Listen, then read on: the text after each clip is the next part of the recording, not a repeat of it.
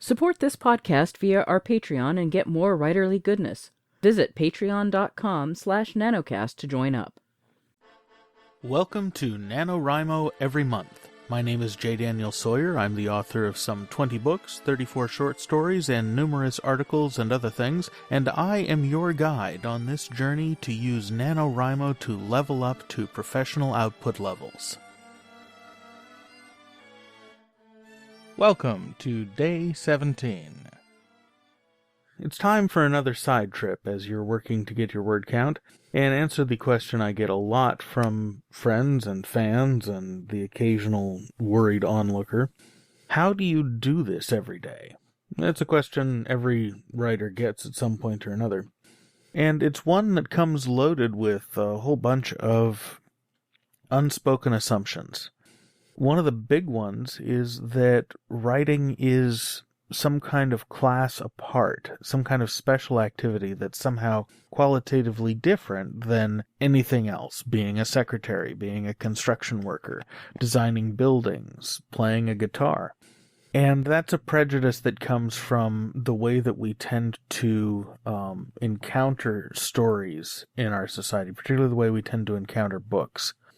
If you grew up in a home filled with books, your experience of them as an audience is that you would encounter them and they would be this massive, wonderful, transformative experience. And there was a special way you treated books. You didn't color in them when you were a little kid. You didn't leave them on the floor when you were older, and your parents would have created problems for you if you did, particularly if they were expensive reference books or novels by your parents' favorite writers, or something that there was already a sentimental attachment to.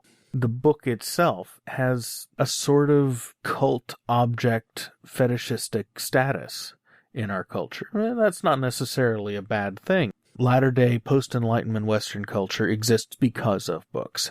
If there hadn't been books, the cultural changes would never have taken place that would allow us to move from monarchy to democracy, and from mercantilist economies to open economies, and to have societies where the different ethnic and class and religious ghettos all mixed fairly freely. All of these things exist because of books and the ability of books to serve as a sort of medium for telepathy. When you read a book, you're entering the mind of the person that wrote it. You're accessing the thoughts that they were thinking during the time that they were writing that book.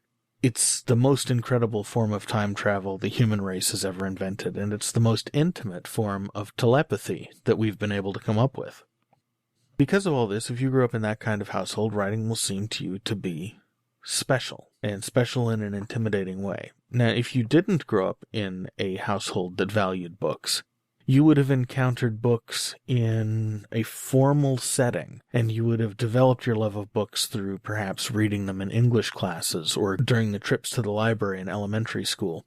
And the way that English is taught and literature is taught will have set expectations in your head as to what books are and what they take to produce and how special they are. Because a book's importance in an academic setting is measured by its impact on the culture. And it's a very, very short hop from noting a book's cultural importance to imagining that the writer must have had that cultural importance in mind when he wrote the book.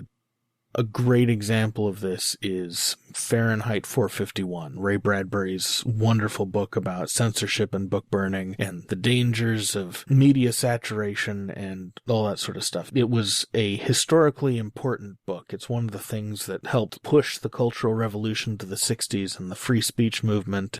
But the thing you don't learn about it in English class is that it was written over the space of a little less than a week, and it wasn't written as a screed against totalitarianism. It was written as a screed against television, and he cast that into a totalitarian culture that had arisen sort of from the ground up of people who just loved watching television and eventually began to find books dangerous, suspicious, and foreign.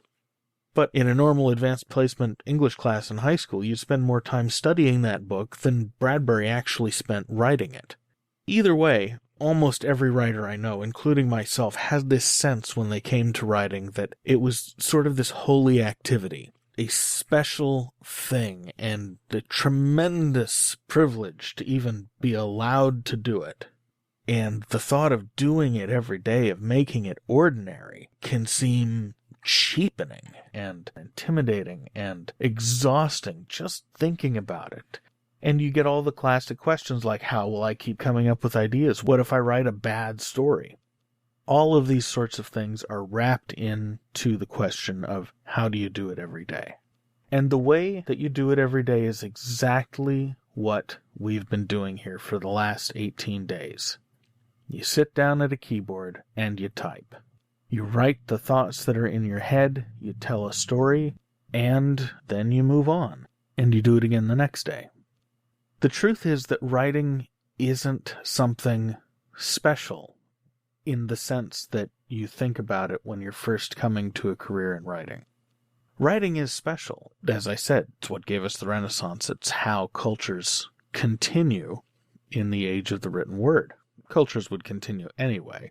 But writing helps connect us across generations in a way that oral tradition really can't, because oral tradition gets changed every time it gets passed on, even in highly fidelitous oral cultures. But to do this every day, you have to remember that writing is not the only kind of creative work. Singing is creative, musicianship is creative, architecture is creative, anything involving engineering is creative, programming, road design, all the stuff that makes up the world around us that employs people who do that thing every day and who are good at that thing and have gotten good at that thing through endless, continuing amounts of practice. You write every day to get your practice in, and then your practice sessions, those are the stories that you finish and release. Because there's no end to it. It's an art with a limitless horizon that is impossible ever to finally master. You can always go, as C.S. Lewis said, further up and further in, but there's no finish line to ever cross. You only have a certain amount of time in your life. However much time that is, you don't know until it's over, and then it's sort of hard to sit down and tally up in those last moments before you're dying because you're busy with other things. But you only have a certain amount of time allocated to you in your life. And if you want to write, you have to sit down and do it. And you have to sit down and do it as much as possible, working on different aspects of storytelling, learning how to get better by doing and making mistakes and learning from them and moving on. And if you do this every day, you will very quickly find yourself setting a professional pace. A professional pace in the world up until about 2010 was somewhere between 1 and 3 novels a year. Now it's starting to slate between 4 and 6 novels a year. And it may wind up going up as the readers' tastes start to shift, as they seem to be doing now, towards shorter novels. But to write that many novels a year and to get them onto the market and to have them be good is a completely reasonable pace, and it's one that more and more writers are starting to set. But if you're looking for a basic metric, a professional pace is somewhere between 1 and 3,000 words a day, every day, day in and day out, averaged over a year. If you're doing that much writing, you will be in a professional class very soon because you're getting a lot of practice, you're producing a lot of stories, and you're learning your art in such a way that you're going to retain the lessons and have them seep down in your bones. So pay attention to what you've been doing that got you back to the keyboard all these days, and extract those lessons and apply them to yourself on the days when you have trouble getting to the keyboard. We get to the end of this. Hopefully you will be able to continue on and do your NaNoWriMo next month.